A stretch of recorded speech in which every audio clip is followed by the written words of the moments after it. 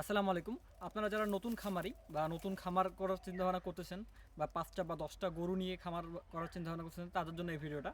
মূলত খামার করার আগে প্রথমত আপনাদেরকে প্রচুর পরিমাণে ঘাস লাগাইতে হবে। কারণ গরুর প্রধান যে খাদ্যটা হচ্ছে ওটা ঘাস, কাঁচা কাঁচা কাঁচা খাবার যেটা আর কি, কাঁচা ঘাস।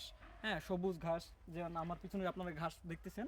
হ্যাঁ, এটা হচ্ছে আমাদের ঘাস বাগান। আর এটা অনেক বড় আছে, প্রায় ১ বিঘারও বেশি জমিতে আমরা ঘাস আবাদ করছি বা লাগাইছি। হ্যাঁ, আর এই ঘাসের জাতও অনেক ভালো, ভালো মানের ঘাস।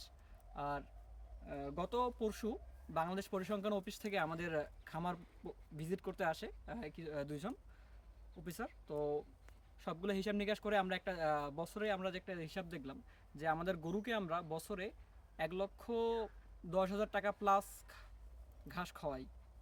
মানে যদি আমরা এই ঘাসগুলো যে বাহির থেকে ক্রয় করে নিয়ে আসতাম গরুর জন্য, তাহলে আমাদেরকে প্রায় ১,০০,০০০ প্লাস টাকা লাগতো আর কি।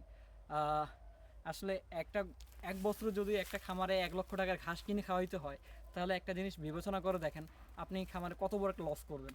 তাই যদি আপনি লস কমাতে চান বা লস না করতে চান, তাহলে আপনাকে প্রথমত ঘাস লাগাইতে হবে। ঘাস লাগিয়ে, হ্যাঁ, গরুর খাবারের চাহিদাটা আপনাদেরকে পূরণ করতে হবে। এটা হচ্ছে প্রথম পরিকল্পনা। তারপরে আপনি যদি ৫টা থেকে শুরু করতে পারেন বা ১০টা থেকে শুরু করতে পারেন, এতটুকুই। আর আমাদের জন্য দোয়া করবেন। আলহামদুলিল্লাহ আমাদের নতুন একটা প্রজেক্ট আমরা শুরু করতেছি, সেটা খুব তাড়াতাড়ি আপনাদের সামনে রিভিল করব। আসসালামু আলাইকুম।